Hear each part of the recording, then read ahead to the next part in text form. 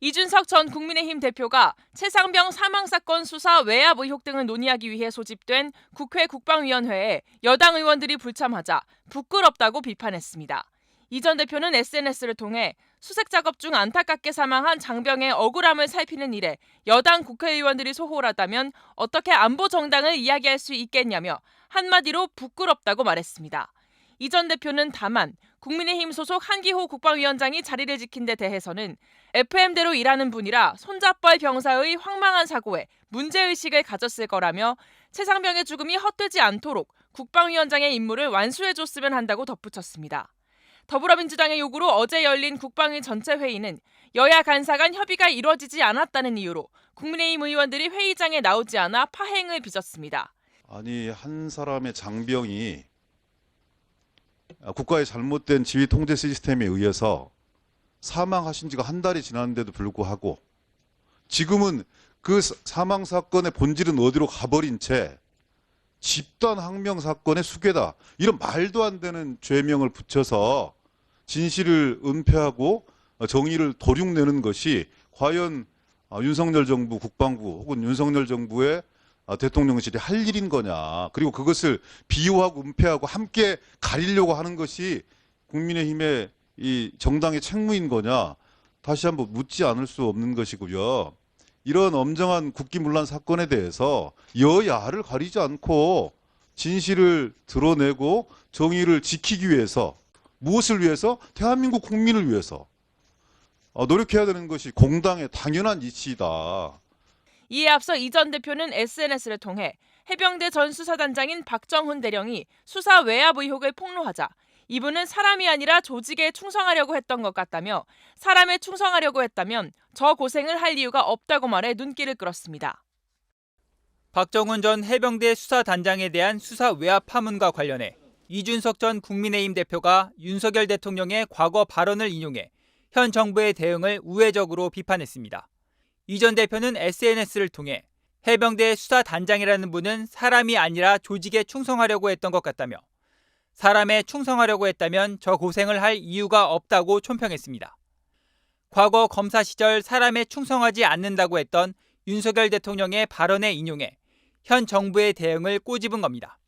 유승민 전 국민의힘 의원도 MBC 라디오에 출연해 박정훈 대령 수사 외압 논란은 법과 정의가 살아있는지 가르는 굉장히 중요한 사건이라며 국방부 차관과 장관은 물론 국가안보실까지 전부 조사하고 국정조사도 해야 한다고 강조했습니다.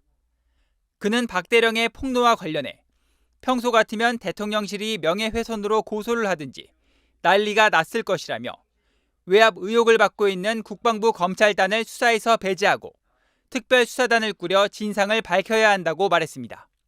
반면 신원식 국민의힘 의원은 SNS를 통해 박정훈 전 단장은 떳떳하다면 삼류 정치인 흉내를 멈추고 당당히 조사에 응하라고 촉구했습니다.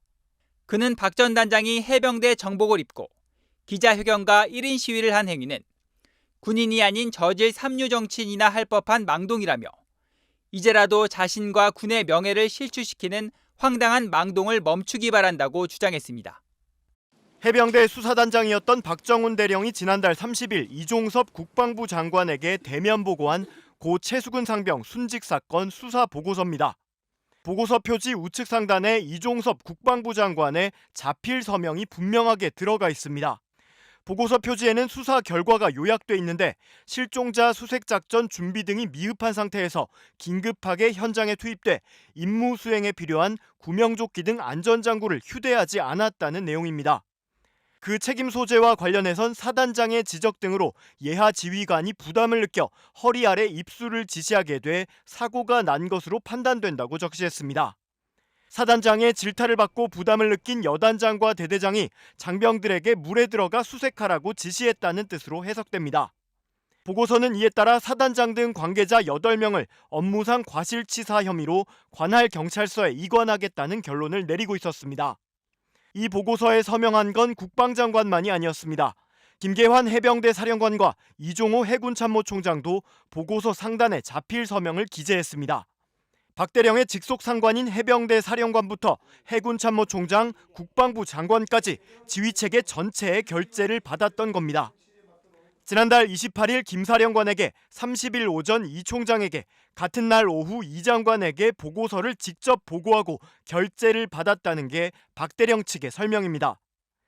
이처럼 모든 결재가 끝났는데도 갑자기 경찰 이첩을 보류하라는 지시가 내려왔다고 박대령은 폭로하고 있습니다. 그 과정에서 국방부 법무관리관이 박대령에게 죄명을 빼라, 혐의자를 빼라고 하는 등 외압을 행사했다는 정황까지 밝혔습니다.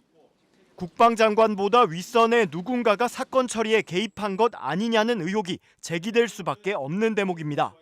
하지만 국방부는 의혹을 전면 부인하며 박대령을 항명 혐의로 입건했고 승인 없이 뉴스에 출연했다는 이유로 징계 절차에도 착수한 상태입니다. 박대령은 국방부 검찰단 수사를 거부하며 군검찰 수사심의위 소집을 신청했는데 이에 대해 국방부는 국민적 관심을 고려해 장관 직권으로 심의위 소집을 지시했다고 밝혔습니다.